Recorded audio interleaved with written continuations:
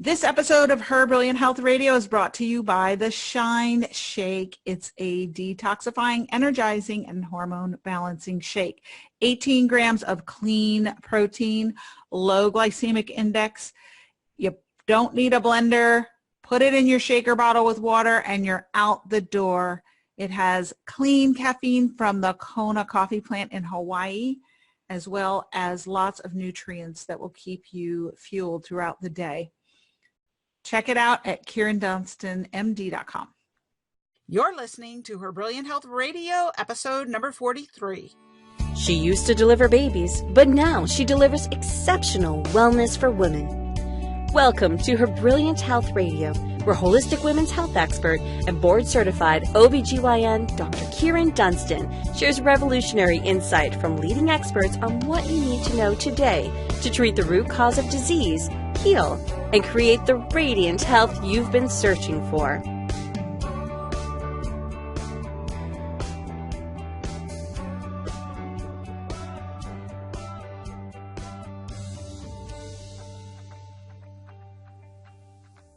Hey everybody, it's Dr. Kyrin here for another episode of Her Brilliant Health Radio. Please help me welcome my guest, Leanne Ely. I'll tell you a little bit about her. Dubbed the mother of menu planning by Reader's Digest, Leanne Ely is a certified nutritionist and the host of SavingDinner.com, which brings families closer together by providing them the tools and inspiration to enjoy healthy and easy to prepare meals. Her syndicated column, The Dinner Diva, appears in 250 newspapers nationwide. She writes a popular Food for Thought column on FlyLady.net and hosts the Dinner Diva radio show on Blog Talk Radio. Ely also writes her own e-zine, Healthy Foods, and is the author of 10 books, including the recent Body Clutter, which was a New York Times bestseller. Please help me welcome Leanne Ely. Well, hi, Leanne. How are you? I'm doing great. Thank you so much for having me. This is so much fun. It's wonderful to have you. I love the topic of food. I love food.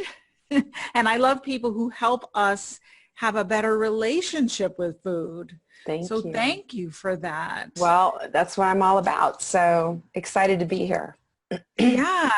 And you are obviously very dedicated to helping people have that better relationship, be healthier around food, and have it bring us together. How did it become so important in your life? Well, I'll do the short version of the long story. But essentially, I had my own catering business years and years ago when I was a young woman with another woman. We had a pretty substantial little business going on. Mm-hmm. And I remember going into people's homes and seeing children not eating together with their families at the dinner table. I remember it just seemed the kids were eating fish sticks or some other version of dumbed down food. Right. And then parents would have dinner later. And I was thinking, well, that's just kind of tragic, because I always grew up with every night having dinner at our family table. And my situation is I had a dysfunctional family, and my dad was an alcoholic, and I had all of the, we all have our stories, right? But that one thing of having dinner every night at the table as a family was my one security. So I was thinking, how does that translate then to these kids who are being brought up without this whole thing? And, the moms who are just, out of their mind, crazy busy. And the whole disconnect really impacted the way I looked at things. And it started there. And then later on, as I had my own children, and my children both had different health issues that all stemmed from a dairy sensitivity. One with needing, the doctor was saying she's going to need tubes, the other one with eczema.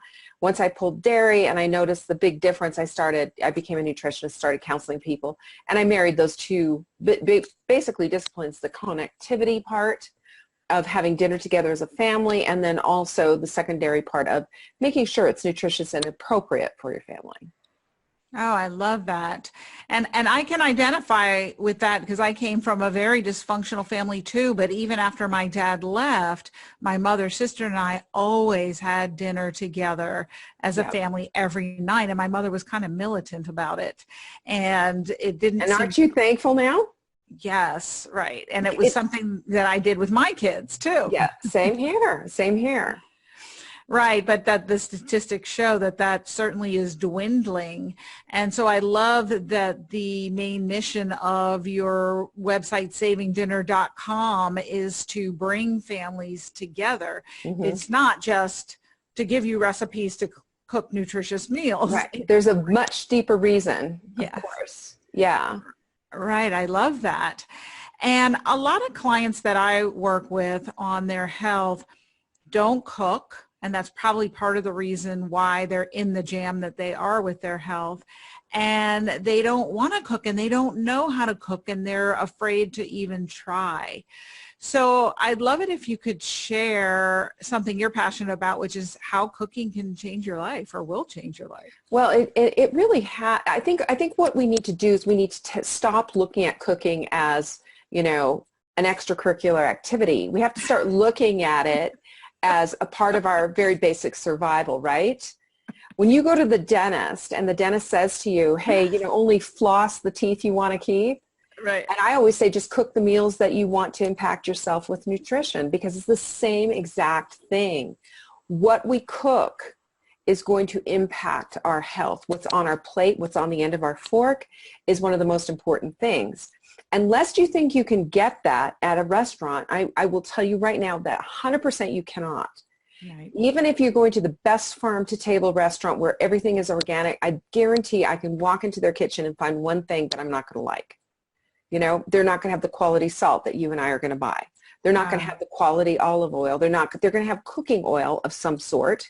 And I experienced this myself. I was in this very upscale farm-to-table restaurant in Santa Barbara, and they had a big open kitchen. And do you know what I saw in this glass enclosed kitchen? They had a little plastic, bottle with the top clipped off with oil that they were squeezing into. And I can guarantee you that oil was not cold pressed avocado oil. No way. That's just some garbage that I promise you that is the truth. And I've been around the restaurant industry. There is always going to be a problematic ingredient. And let's just face it, even if money were no object, who's going to want to go out to dinner every day? I mean, really? 3 meals a day? We have to learn how to cook. It's not brain surgery. It's not delivering babies. It's simpler than people think. And they get overwhelmed and scared of it when it's just, a matter of understanding a few basic chemistry things in the kitchen and the ability to understand spices and putting them together. And you can be amazing cook in no time. Yeah. Yes, I agree with you about the eating out. And it's gotten to the point, it's funny because years ago when I was unhealthy, I ate out all the time. And when people would say something about cooking, even though I love to cook and my mother's a chef, I would just feel overwhelmed immediately and think, I'm not doing that, as if it were an extracurricular activity. And now I'm almost restaurant phobic, and I would rather... I understand. Because even if they are farm to table, I'm going to say I don't want butter on my veggies, and then they're going to bring it and it's going to have butter, and you know the story. It's just... let me just tell you something. I won't even eat a salad in a restaurant anymore. I had so many bad experiences I had bugs, hair, glass, cardboard, all in salads. And after that, I was just like, salads are just, I will make my salad at home. I will not eat one out. I'm always like, what's going to be in here? I'm just scared to death of it. So. Right. I understand. And so now I'm pretty phobic about it. And I always say nobody can make it better than I make it at Shea Kyrin. And Amen. Amen. So I cook, but as I said, I come from a cooking family. My mother trained at the Natural Gourmet Cookery School in New York, and then she did some French cooking school and really was a fabulous chef. And my sister and I always like to say that we can burn. But for people who don't know how and they're intimidated, where do they start? Well, I mean, you have to start with some simple things. First of all, there are simple recipes that anybody can do, and you start there and start getting some success in those type of things. Then later on you're going to want to take on a pan sauce. You're going to want to understand the flavor profiles of food, and you're going to want to be a little bit more advanced because it's fun. It is the art and craft of cooking is something that, like I said, anybody can do. So for example, if you have a crock pot or an Instant Pot, you can just throw some chicken thighs in there. You can put a little, taco seasoning in there. You can make it up yourself. You can find recipes online all day long. You don't have to get the MSG laden stuff that, you get at the grocery store, but just a little cumin, a little garlic powder, some oregano, salt and pepper, bada bing, bada bang. At the end of the day, you walk in and you've got soft tacos you can make. And if you're low carb, you can use a lettuce leaf and just do them that way. I mean, there's like 100 different things that you can do. Food is an easy thing to make, and it's extreme, and it's very forgiving. We're not talking about making precision pastries here. We're talking about just making dinner. And there's a lot of latitude and a lot of grace there. So it's a matter of just doing it. You learn by doing. Follow the directions at first. Pick something super easy. Make friends with a couple of easy appliances like your Instant Pot and the crock pot that I was just talking about. And the next thing you know, you're just going to be cranking out, like 4 or 5 meals, and you can start adding to your repertoire that way. Mm-hmm. Yeah, I love the one pot meal. The crock pot is your friend. I even used to have a cookbook, the crock pot cookbook, and Yes. it had recipes because they're easy. You start it in the morning, it's cooking while you're at work, and then you come home and it's ready. Yeah. And so I love that. And I do think that we can make it more complicated. Sometimes I even do that. And then I find when we make it complicated, then we run to get takeout. Of course. And we don't need to do that. What I like to tell people when they're first starting out is just make a list, kind of brain dump some food that that you can make. Anybody can assemble a good salad. You could buy rotisserie chicken, for heaven's sakes, not the best, not 100%. I'd rather you get your own organic and make it. But I mean, for heaven's sake, it's still better than just buying, takeout. And get some organic lettuce in a tub already washed, all ready to go. And then put all your, put the things in that you like. You like cucumber, you like tomato, you like whatever it is that you like, and learn how to make a salad dressing, for heaven's sakes. I mean, it's 3 parts olive oil to 1 part vinegar, add a little bit of fresh garlic. It's gourmet, and it's this much of the cost of buying a bottled dressing, which, by the way, unless you're buying the most expensive bottled dressing, you're not getting good ingredients. Again, it's back to that whole thing. Right. That's one of the biggest places that people will fall off the wagon with the health, because if you're listening, I challenge you to read the ingredients on your salad dressing, and you will be flabbergasted. So not only a lot of sugar, but a lot of artificial flavorings, artificial colorings, stabilizers, preservatives, emulsifiers, you name it. It's awful. Yeah, so that a simple thing is to make your own salad dressing and save money. It's great. It's an easy way to do it. Yeah. Why do people think that cooking fresh meals at home is going to cost more? Where did that misperception come from? Such a myth. When people say, well, healthy food costs more, I always say to them, 100 years ago when I was a poor, freelance writer, working at home and, working at night and everything. And I wrote tons of articles about how to eat thriftily because I did it. And I cooked meals for a family of 4 for $100 a month. Now, this is back in the early 90s. Because I was a shopper, I knew how to shop it. Now, we were not eating organically. We were not eating, GMO-free, blah, blah, blah. We didn't have all the peripheral stuff on it. But we were eating whole food. and it was for less than $100, about $100 a month for a family of 4. So there was a lot of rice, there was a lot of beans, there was a lot of whole chickens, there was meat that was on sale, there was stuff that was slashed down, you know, fresh, always fresh produce too, by the way. But it was always either on sale or, you know, slightly damaged, and I'd buy it and, you know, make it. So why do people have this perception that it's going to cost them more? Is it because of the time factor that they're thinking economically it doesn't make sense? I'm just wondering if you have any insight into that, because it's confusing. It's the 99-cent menu at, you know, some fast food place that puts the notion out there that makes them think that. Now, you and I are not friends of the fast food establishment, so we don't go there. I mean, I don't, you know, we all get the stuff in the mail every week, right? You know, the newspapers, the things saying what's on sale in the grocery store. I'll look at those, but I'll take all that stuff that's the fast food coupons and all that. I throw that all out. I don't even look at it. But I have started to look at it lately because I've had somebody who challenged me on this very question and said, yeah, but you could buy such and such. And so, you know, but you can always buy garbage. You can go to the dollar store and buy, you know, a can of ravioli. Are you going to eat it? I mean, are you really going to go there? Or would you buy, I know you won't, but right. Is that we always have the opportunity to make a case on why something is, you know, quote unquote cheaper. But at the big long game and big picture is it's going to cost you at the doctor's office.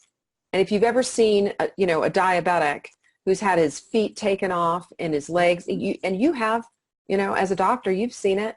I watched my mother when I used to go visit her when she lived in this little, you know, retirement village, and the guy across the street from her was a diabetic, and I'd see him sitting out on his wheelchair with one foot cut off. Then I saw, you know, next time I'd see him with another foot cut off.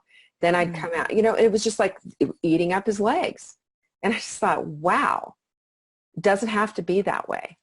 So maybe he, you know, bought into the whole thing of like food's got to be cheap or you don't buy it. I don't know. Yeah, so I guess when you're comparing it to instant macaroni that's made out of basically garbage that costs 99 cents, and you can give that to 4 people, and you can buy pre-made burgers at a big box store that are extremely cheap and feed 4 people. If you're comparing a head of lettuce or, you know, some green beans that might cost $3 or $4 to that, and maybe a rotisserie chicken, then it is more expensive. But the truth is, so basically you're saying I can eat garbage for cheaper, so why would I pay more? And really, I think that people justify, or they don't know how bad it is. Like my kids always say, I don't know if your kids always say this, well, if it weren't healthy, they wouldn't allow it. So I want to know who they are. Right. Actually, you're wrong, because yes, I that's what I tell them. Is like I told my kids is that they don't care. Understand that they don't care. It's all about the money. Yeah. And that's what I would have to explain to them. No, they are not concerned about that. Totally. They're not concerned. So if you're listening and you've fallen into that trap of I can eat more cheaply and still be healthy, you're wrong. And probably what is needed is just some education about actually the lack of nutritional value in what you're eating. So you really can eat for a reasonable price. You can eat clean, super clean and organic and what have you, and that's going to cost you more money, I'm not going to lie. But you can also eat cheap, but you're not going to be eating garbage. But you can't compare garbage to food. True. It is not even food. It's not. It's a lot of additives. Take a look at the label. Yes, right. And so I think that that's one issue for people is they think it's going to cost more, and then they think it's going to take more time, which we've already talked about. You can do one-pot meals. I love one-pot meals. The other tip I tell people is make extra whenever you cook and freeze it. Amen. Yes. And, you know, I have people do that all the time, you know, in all my various programs on saving dinner, too, is I always say make extra protein for tomorrow's lunch. I'm doing that today. I'm having a spinach salad with leftover salmon from last night. And I always, always, always love making extra whatever because it's a fast and easy meal. And you can freeze it too. If you make extra, you can not only have it for another meal the next day, but you can also freeze it, which I think is brilliant. Always having something on hand. Always, always. So that saves on the time. And then for the ideas, I love that on Saving Dinner, you can sign up for menus or recipes based on whatever type of diet you follow. Exactly. And let's talk about that. Yeah, it's called Dinner Answers because we answer that question, what's for dinner? And what we do every single week, every Tuesday, we send out to our subscribers, we send out a new menu. Now, the menu is set for them and they have an option to edit it if they want, or they can take it as it is, however they want to do it. But we have a keto style of eating, we have low carb, we have paleo, we have AIP, autoimmune paleo, and then we have just classic family style, which it's not gluten-free, it's not dairy-free, but it is a healthier version of, the garbage that's out there. Normally out there, in other words, you'll never see a casserole recipe with a can of soup at it. I promise you. Scouts on it. It's all fresh. It's all fresh. It's all fresh, good ingredients. Everything it's highly identifiable. So you're not going to get anything weird. But yeah, so we have that every week, and it's just a super easy way to go, and it gives you, you also have access to Saving Dinner's huge database. I've been in business for 19 years, so you can imagine how many recipes are in there. And you can change it out and customize it to your own liking. Yeah. All the recipes, the blog posts. Yeah. I mean, you are prolific. And how many? 9 books, right? 10, actually. Yes. 10. I missed one. You missed one. Yes. And so very prolific. So I do have something I want to ask you about with the books. But before I do that, I want to know about your new project you were started to tell me about. I want to tell you about Nutri Coach. Oh, by the way, here's I just wanted to show you that is my lunch. Beautiful. Right, lovely? Yeah. Lovely. Anyway, I'll get it later. I'm not going to eat it in front of you. Wouldn't that be awful? So I started because, my life's work has been bringing families back to the dinner table. I have one small disadvantage, though, is even though Saving Dinner got its name from somebody who sent me a beautiful testimonial saying, not only did I save their dinner, I saved their marriage, because she felt like she was such a failure before in the kitchen. Her husband was like, what's wrong with you? And it was a big conflict in their marriage. And when she finally learned how to cook, I taught her how to cook basically just by following my recipes and following my plans with all my books. And so that's how we named Saving Dinner. We changed the name from what it was before. But one of the disadvantages that I have has been that I only can do what I can do from my computer screen, right? I can do a demonstration, so show somebody how to chop an onion. I can give recipes. I can give plans. I can't chop, I can't shop, and I can't cook for you, though. You're going to have to do that yourself. So I started this program called Nutri Coach. And you can see it at NutriCoachSchool.com. And basically, it is to empower women who have a passion for cooking and nutrition, bringing those two disciplines together to a program so that these people can teach how to teach these people how to cook. So in other words, you can have somebody doing private cooking lessons in your house, somebody who comes in and meal preps, somebody who does private chefing even for you. And they're all Nutri Coaches, so they've gone through my methodology and they've been educated on, good nutrition. And we are, agnostic when it comes to nutrition. We don't, we just preach whole healthy foods. How that's going to be expressed in your family is totally up to you, because we all have our own inner nutritional guru, I believe. So we've got to follow that. And so that's what's going on with that. And it's super exciting. I just had my first graduates go through the program, and they're doing great. There's a huge need for that out there. There is. I love that. So congratulations. That's wonderful. I'm excited about it. Yes, there's a huge need for that. And so can people access graduates if they're looking for somebody to cook for them? Yeah, we are getting, Through your- yeah, all you'd have to do is right now write an email to support@savingdinner.com, and we will connect you with somebody if there's somebody in your area.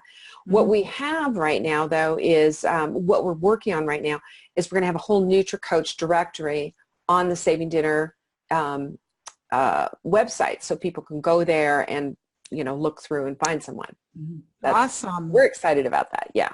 Yeah. Congratulations. I love that. Thank you. And I wanted to ask you about the book that you wrote, Body Clutter, that was the New York Times bestseller. I really had a look at that, and I loved what you were talking about there, because I know your other books are really focused on the food, but this is focused on a lot about what's going on between your ears. Mm-hmm. And it's a big part of what I talk with people about when it comes to food. So I'd love if you could talk a little bit about how that came about and what it's about. Yeah, well, it was about a journey that I went on along with Marla Silly, the co-author of the book, and we both. She had a health crisis, and I just had a fat crisis. I mean, I was over 200 pounds, and I said, well, you know what? I've been doing a lot of reading. This is what we need to do. Here's how we need to do it, and I'll do it with you. And we went through the process, and we both lost 52 pounds. And fairly quickly, it was a simple thing. Now, some of the, you know, and then it stopped working, and that's another story entirely. But, you know, some of the ideas in the book are good. But the methodology, I don't recommend eating several small meals a day anymore. It might work for a period of time, but at the end of the day, you know, we need to honor our appetites and honor our blood sugar, and we can't do that if we're constantly grazing like little cows out in the field. You know, we don't have 5 stomachs. We're not supposed to be doing that. Although it feels like sometimes. Sometimes it does, yes. I agree with you totally on that. Yes, yes. My 5th stomach is wanting another meal. Oh, there goes that rumen again, you know. I think I'll just throw it up and start chewing it again. I mean, we are not built for that, right? Thank God. Can you imagine how disgusting that would be, just sitting there talking to somebody, all of a sudden you just barf up your meal and start chewing it on again? Ugh. Pretty gross. It is not a good conversation piece. So what is the concept of body clutter? It's about what defines our relationship with food and why we eat things. Exactly. I mean, you know, it's suddenly having this realization that you have a whole heck of a lot more control than you think you do, number one. Number two, it's more about having, you know, loving yourself and honoring yourself for where you are today. And because of that, because of loving yourself that much, that you're going to give yourself what you need.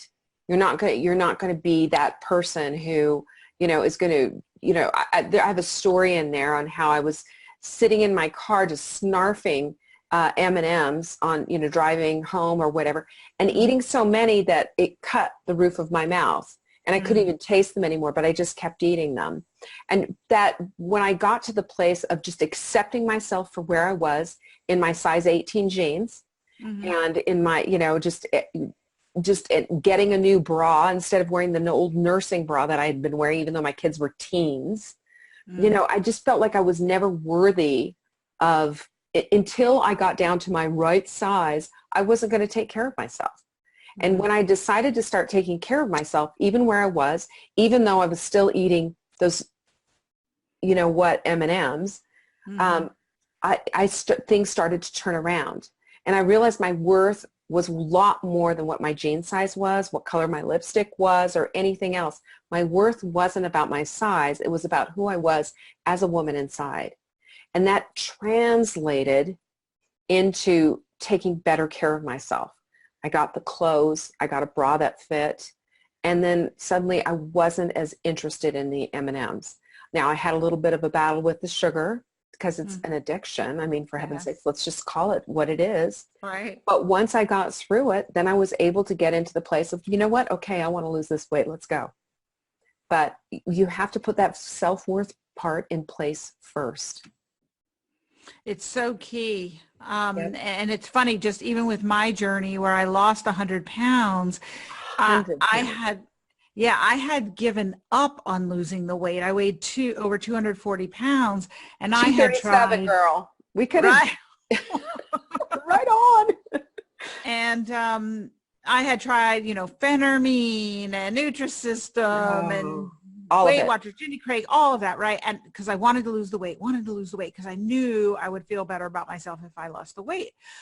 But then I finally gave up on losing the weight because I thought it was hopeless, honestly, at the time. But then when I discovered functional medicine, I thought, well, this looks like it could get me healthy. I don't know if it'll help me lose the weight, but I just want to feel better.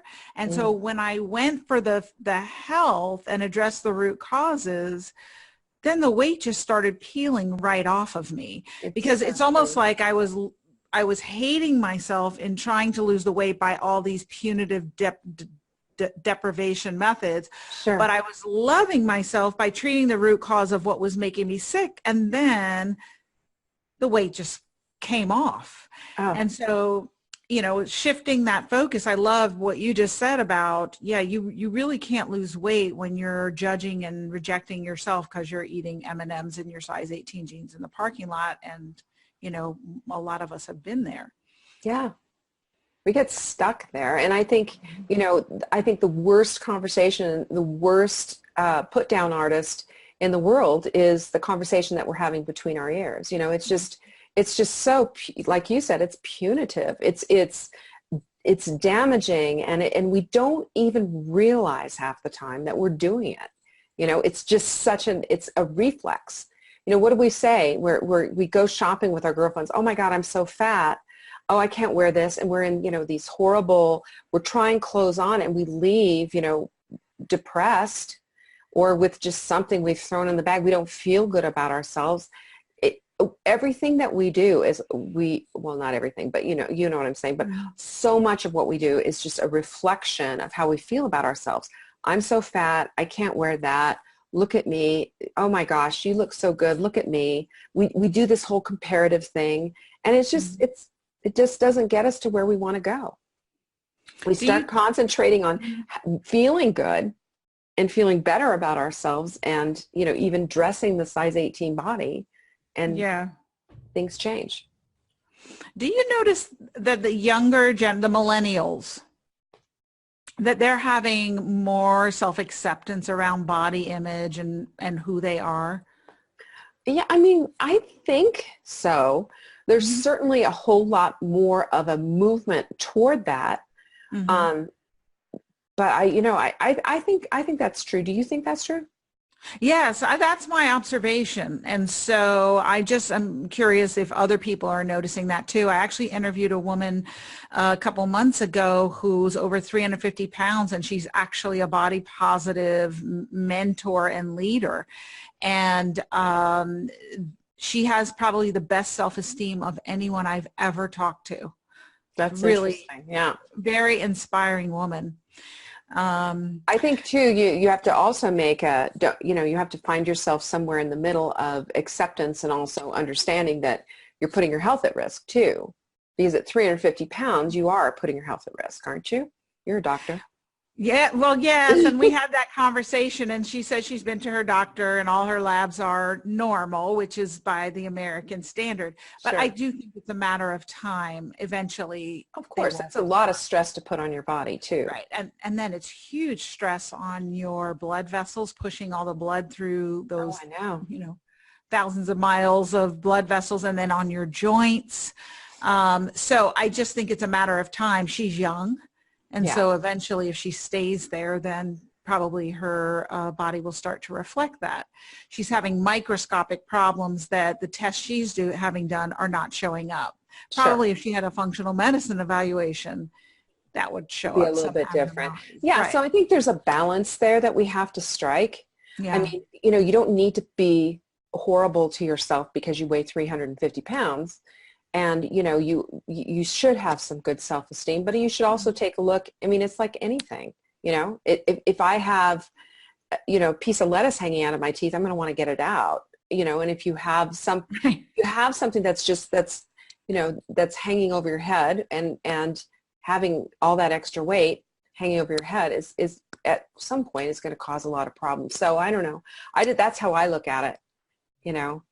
Having been over, almost 240 pounds and lost all that weight, I lost 52 pounds, gained it back, then lost 70 pounds. So, I mean, I know, just like you, I mean, you lost 100. I mean, you get into this groove of losing that weight, but if you don't lose the mindset that helped you to get there in the first place and putting yourself down, you're going to have that continual battle. Right. And any advice, you're a mom and you've worked with food for years, for parents who maybe are dealing with children, school-age children, maybe grade school, middle school, high school, who are demonstrating that they have some compulsive activity around food. Any advice for how they should handle that? I know when I was a kid, I certainly had that. Yeah. And I don't think that the adults around me necessarily knew how to handle that. Yeah, I mean that's a tough one, but because there's so many things that could be the trigger to that. I mean, there's sensory issues that are involved. There's a lot of different things. So I think my advice is if you want to raise good healthy eaters, then be a good example of a good healthy eater, number one. And number two, I don't think you should be giving kids, kids meals. I think they're ridiculous. There's nothing that drives me more crazy than seeing that, little dinosaur-shaped chicken nuggets. What the heck is in there? And they're only vegetables, ketchup, I mean, that's such nonsense. And we can't do that to our children. You think about it, these kids are really for those next 12, 14 years or whatever, they're in this place of amazing growth, and you're asking them to build a house with toothpicks and glue. You need to set that foundation strong and solid. They need, what they need. I don't have to give a lecture. So that, and then, the other thing is too, compulsive activities, you can give them other things to do. One of the things that, I had a woman who told me that she had her daughter was like hiding, like compulsively eating food and hiding stuff and all that. And I said, well, first of all, let's do a pantry raid and see what are you keeping in your house. Don't keep that stuff. Don't keep the Oreos. Don't keep stuff. Don't do that and call it treats. There's other things that you can do. Be less food oriented and, take them outside. Take them outside. That's always my thing. Take them outside. Get them out of the house. So that's one. And then two, get them familiar with food. One of the things that I did with my children was, we all the way to the point of we had a garden, and I let them garden so they could see where green beans came from and go pick a tomato and all of that. And it's fascinating.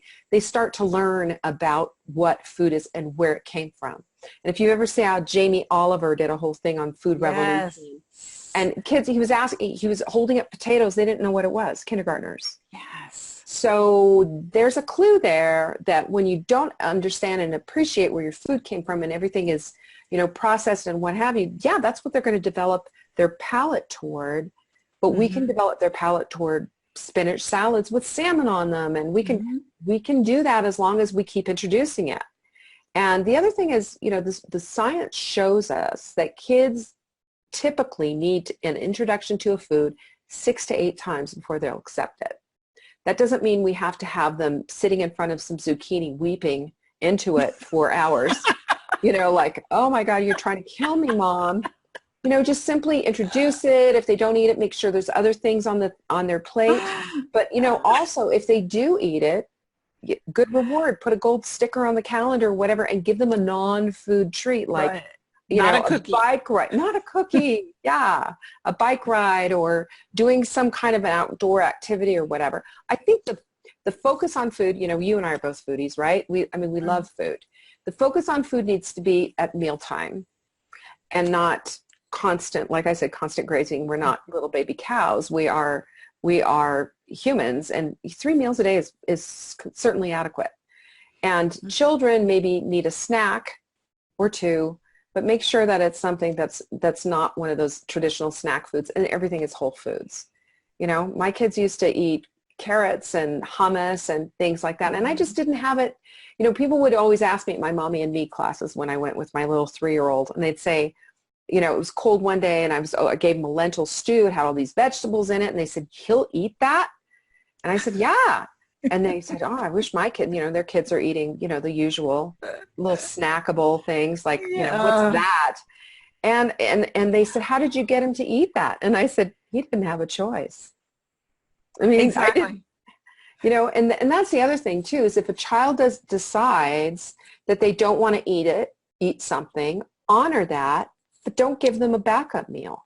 Right. You know, don't go in the kitchen and make them a macaroni and cheese out of a box, or a grilled cheese sandwich or something, because they don't like what you put out that night. Let them have their determining. Make sure something is there that they like, but also don't give them a backup plan. And you don't have to be a shrew about it. You know, you just simply say, "Okay, well, that's your choice. I'm going to honor that." You know, I think that's how we honor each other's personhood too. Right. And your kid's not going to starve. Your kid, when they get hungry, they will eat what you've given to them, because I if promise it's not you. This is that, not Afghanistan. The Red Right. Cross truck is not pulling out and people are going to starve. It's not that. Mm-hmm. You know, this is this is the land of plenty, but our kids are not going to die. Mm-hmm. Yeah, it's interesting, because my mom was very health food conscious. As I said, she studied with Anne-Marie Colbin in New York, and she cooked just beautiful meals for us. And that's exactly how she was. This is what's for dinner. And if we didn't like it, there wasn't anything else. We didn't have any mac and cheese in a box in our house. Yep. So that was what you ate. But this is what I used to do. And we lived in an apartment building in New York. So I used to go over to my girlfriend's house, whose mother had all the things and all the stuff. Yes. I'd go over to her house and have some contraband food. My kids did the same thing. And as a matter of fact, when my daughter was in, you know, I made homemade yogurt and I did all this stuff. And so I remember she had kids to our house when she was in high school she always had kids over, and they said, "Oh, Mrs. Ely, I just remember you made the best homemade yogurt." I was like, "Well, how the heck did you?" Yeah, because Caroline would look at me, you know, and she would trade her good food for the kids' other crappy food, you know? Yeah, for Captain Crunch, and yeah. And you know, it's funny, but my kids went through the whole thing in high school, and I knew it was going to happen. They're going to go through and try all the, you know, the garbage and whatever. But both of them have both said, you know, they're both Whole Foods cooks now, you know, and I taught them how to cook. Oh yeah. Well, I mean, not as a living, but they both, they know how to cook for themselves, of course. You know, I better be. Mama's preaching here. And that's what they eat. They don't eat garbage, you know? Yeah, that's great. And it's so important for their health. I think that's the number one skill that you could give your children when it comes to promoting their future health is absolutely 100%. How to have a palate for healthy food, how to know how to source it and cook it and prepare it. And all of that really is a way for them to love themselves and love the people around them. Yeah, and for them to have the best health they can possibly have. Right. Well, so wonderful to talk with you today and pick your brain for wisdom. And you have so much experience with food and life. And I think you bring so much to the table. I'm so excited for your new project and thank you, Kyrin. What you're going to pour into these people who are going to go out into the world and support humanity with their quest for healthy food. Yeah, let's start a revolution. Let's make it happen. Right. Yes. Yeah. So thank you so much. I'm going to invite everyone to go to savingdinner.com. Any other resources you'd like to share or how they can find out more? Well, if they have a passion for cooking and nutrition and they want to learn how to do this themselves and have a new career, go to NutriCoachSchool.com and I'll take you on that ride. Awesome. Yeah. So definitely, if you're listening and you're inspired, NutriCoachSchool.com, and we'll put it in the show notes as well. Thank you so much, Leanne. So much. Really appreciate Enjoyed you. it. Thank you. Appreciate it. Thank you for joining me for this episode of Her Brilliant Health Radio. Hopefully you are inspired to take action on some new information you received today. A step towards the bountiful, blissful, beautiful vitality that you deserve. If you have health topics and questions you'd like addressed, please message me on my Facebook page or visit KyrinDunstonMD.com and let me know. I'd love to help. Remember to share this podcast on social media and send it to your friends and family who could benefit from it too. If you love the show, please go right now to iTunes, write a review, and make sure to subscribe to the podcast so you'll be the first to know when future episodes are available. Thank you again for joining me, and remember, achieving optimal health isn't magic, it's science.